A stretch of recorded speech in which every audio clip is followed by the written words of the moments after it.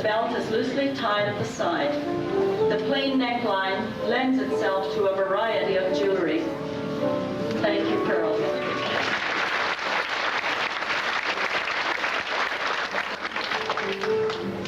Evelyn Meadmore wore this dress for her wedding in 1933, and it's modeled today by her granddaughter, Jennifer Winters. Made of crepe, it features a satin rolled collar tied at the side. Notice the velvet inserts in the sleeves and a cocktail-length flared bias cut skirt. For practical reasons, a color other than white was chosen, as most women in those days had only one good dress, and it was worn for all occasions. Thank you, Jennifer.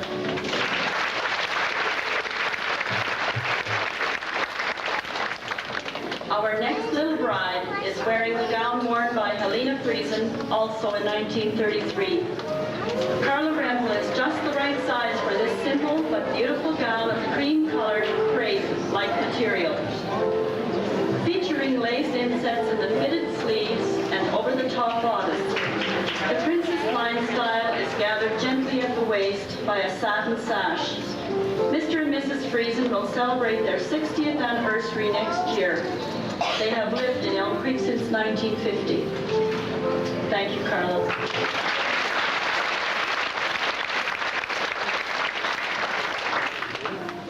Carrie Miller is modeling the wedding gown of Alice Parkinson, bride of 1939.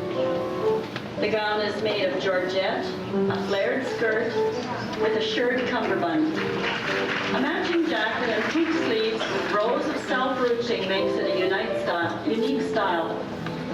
Carrie is wearing elbow-length lace, fingerless mittens, and a matching hairpiece of Lily of the Valley. Thank you, Carrie.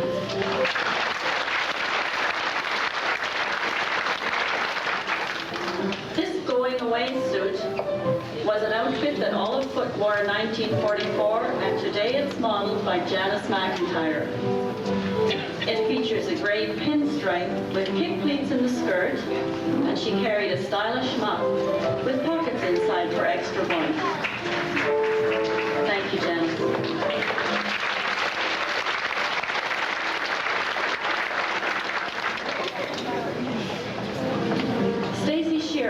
Wearing the 1946 model gown worn by her late grandmother, Phyllis Beach.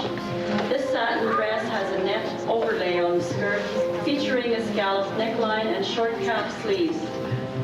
The single tier veil was also in net, and the headpiece was a beaded crown.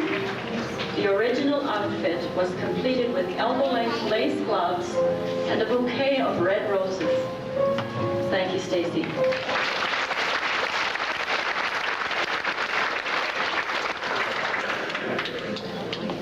Ryrie wore this gown at her wedding in Prescott, Ontario in 1946. Made of taffeta, it features a V-neck, a shirt belt, and a flared peplum,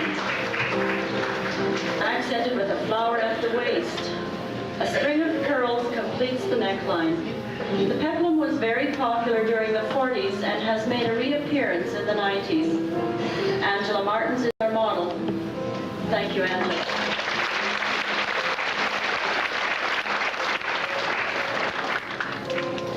Arlene Peterson models this beautiful gown worn by Joyce Crook in 1949. The satin gown features a molded bodice and net yoke outlined with a rolled satin cuff and lily point sleeves. The full skirt sweeps into a train. Just gorgeous. Thanks, Arlene.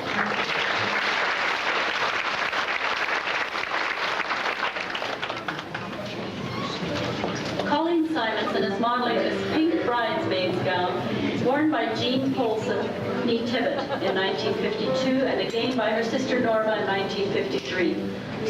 The gown features a top of brocaded taffeta with matching bolero and belt. The gathered skirt has 2 layers of net over taffeta, a headdress of pink net, and gloves completed the ensemble. Thank you, Colleen.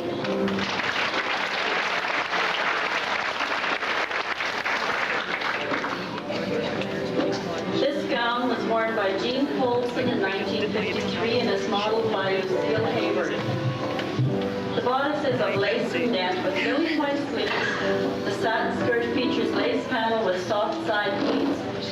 Notice how beautifully the gown flows as the bride walks down the aisle to the altar. This gown looks as though it was meant for you, Lucille. Thank you.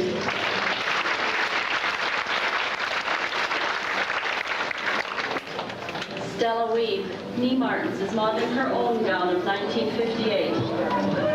This is a classic floor-length dress of satin, lace, and net. The bride handcrafted her own two-tiered fingertip veil. The same dress was worn by her daughter, Debbie, in 1984. Would you believe the price of this gown at Helen's Bridal Shop in Winnipeg was $45 in 1958? You are as lovely as the day today as the day you were working about 34 years ago.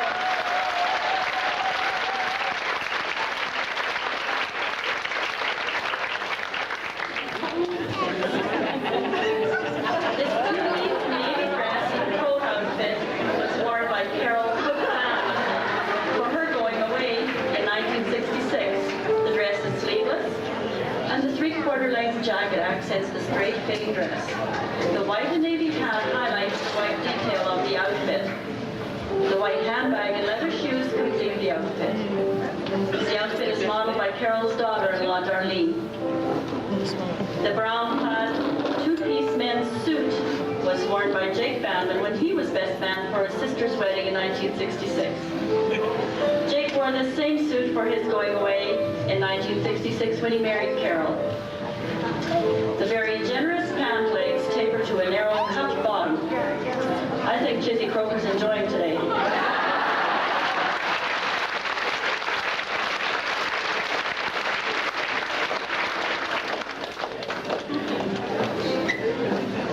Here we have Crystal Martins wearing her mother-in-law's gown, Mary Martin's Nee Wall, who was married in 1964. This lovely gown features the very popular boat neckline and Italian lace which Mary had imported from Italy. A short hoop veil completed this gown. Thank you very much, Crystal.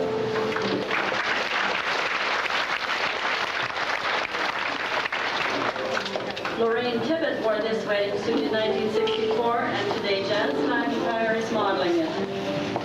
The woven clay outfit features a short-length jacket and sleeves, a straight skirt, depicting the Jackie Kennedy look, so popular in the 60s. A pillbox hat was a must to complete this outfit. Thank you, Janice.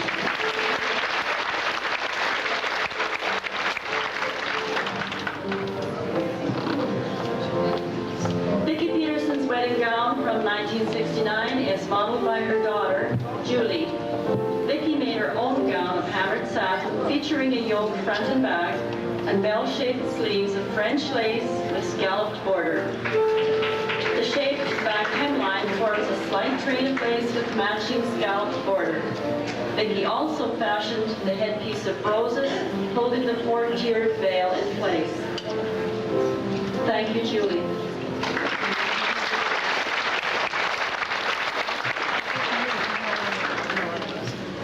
Marge Lehman wore this dress in 1970, and it is modeled by her daughter, Deanne.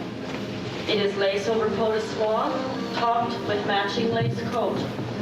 The floral headpiece is of pot de soie, holding a four-tiered fingertip veil in place. A very attractive gown in which to marry.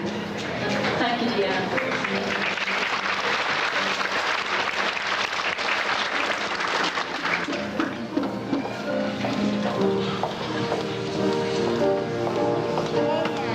This wedding gown belongs to Irene N. Rempel. The bodice is made of lace with pearls which were sewn on by hand. The gown features sheer sleeves and a cummerbund which laces at the front, adding detail to the waistline. The veil is made of delicate netting with silk thread embroidery. This veil was also worn by Irene's mother, Gertrude Rempel Nee Croker, in 1947. At that time, bridal veils were a rare commodity because of the war. A small shipment arrived from France, and Gertrude was fortunate enough to be one of the first customers. Modeling is Gertrude Rempel's granddaughter, Tanis Rempel. Take special notice of the headpiece of stephanotis made of pearl over wax. Thank you, Tanis.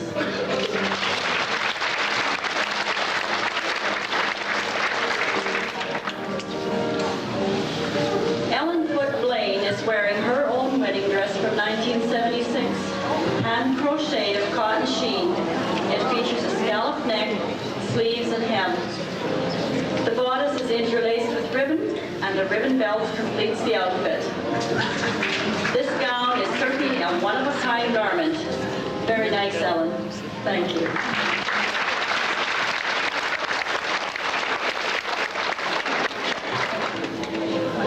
Janet Scott modeled her gown from 1980. The full-length dress of a sheer knit over taffeta has a short train. The skirt drapes from the waist to a flounce around the base. The blouse on top has a lace yoke decorated with seed pearls. Full-length sheer sleeves are buttoned at the wrist with lace cuffs. Lace accents and ruffles trim Janet's hair. She also wore her grandma Shearer's locket. James Shearer sent this locket to his future wife in Scotland in 1909. How romantic to be able to wear your grandmother's gift of love on your wedding day. Thank you, Janet.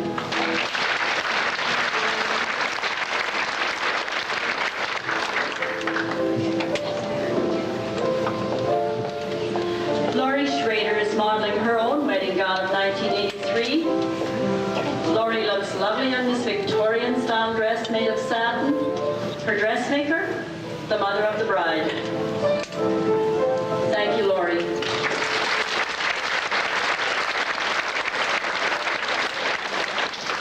This mermaid-style dress was worn by Linda Bosnick, née Polson in 1989. It is being modeled by the maid of honor, Donna Tibbett. The dress is made of white satin, trimmed with white lace, pearls, and iridescent sequins. The matching white satin hat has a floral spray tucked underneath, as well as a string of pearls. Notice the poof at the hat, which features a mid-length veil. Thank you, Donna.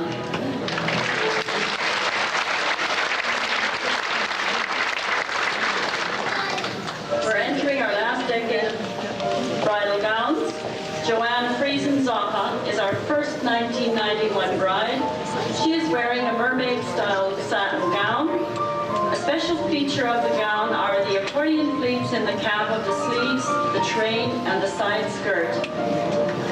The gown is enhanced with many pearls, sequins, and rhinestones. The train is accented with a bow in the lower back and another near the lower edge of the train. Joanne's veil is held in place by a tiara of pearls, rhinestones, and aurora borealis. You look lovely, Joanne. Thank you.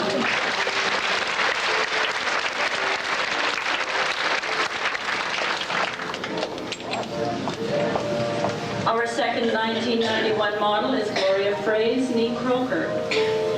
She's wearing a dress made of Dupioni silk, which was fashioned, designed, and sewn by her mother. It is trimmed with Battenberg lace and is flared by a bamboo hoop attached to a petticoat. Watch her twirl as she sits on the lawn.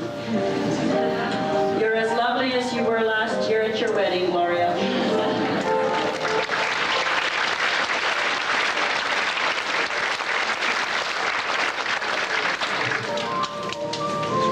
Shanna Davis Dunn is our newest bride.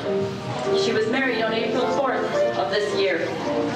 Shanna's gown is a fashionable satin sheath, accented with a peplum and a bow at the back waist and a detachable train. The gown is trimmed in lace, pearls, and sequins.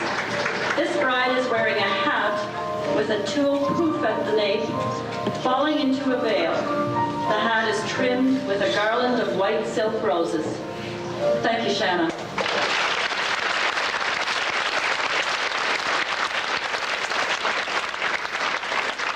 That is our show for the afternoon. I'm going to ask Helen Croker to come up and make her closing remarks. Thank you.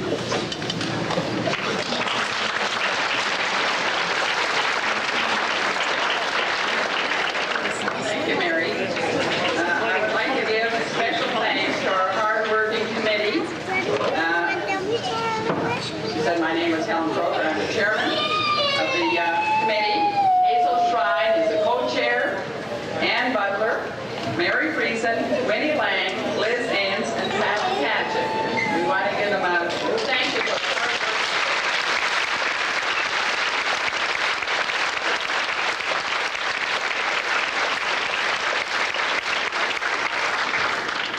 special thanks to Pat Schmidt and Ann Butler for providing the music. If you listen closely, we had a different song for each one that went on practically, and I think it blended in very well, and we want to thank them for it.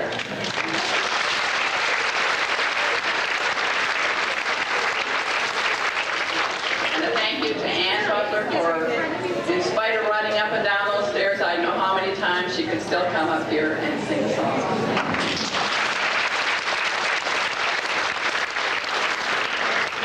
We couldn't do it without the sound system, and we want to thank George Weed for being here whenever we wanted him. A thank you to Bob Frost. He did the video. And then a thank you to all our models who willingly, and some not so willingly, took the time and did a super job.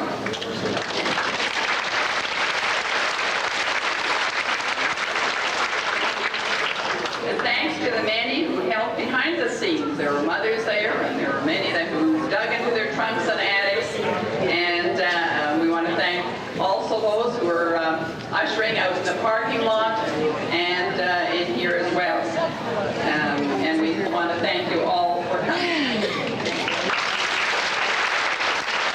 Welcome you to our worship service this morning as part of our Centennial celebrations. It's so nice to see everybody out here to share in our community worship. I want to take a minute to introduce those people who worked with me on the committee to plan this service, and we hope you enjoy it this morning. First of all, J.W. Croker, who was the co-chair and gave us a lot of good advice. His wife gave us a lot of good food while we were planning this. The other people on the planning committee are Pastor Dan Peters, Sister Lucille Bonin, Reverend John Stafford, and Rob Penner, who runs errands and does all sorts of things to help out. There were other people, too, that filled in when members couldn't be there and did an awful lot of extra work, and to those we give thanks. This morning, I want to introduce our worship leader, Reverend Dan Peters, who ministers at the Wingham Mennonite Church. Reverend Dan?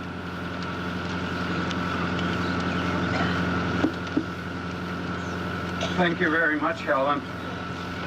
I think as we are now in giving recognition to some of the people, I think it is best that we do that for some other people. We have here the choir director, Henry Weed, and the pianist, Carol Clausen. And we thank them that they made themselves available to come here and serve. Then we have the many ushers that you will find later on. And I would like to mention, because of the ushers, that they will have some package, or in your package, something to see and probably to read, which they later want to come and pick up. Thank you, ushers, for your services there. Then I would also want to mention the cooks and those who fried the pancakes and sausages, and all those others who did the other preparations for these breakfasts. The good thank you for that. Some said they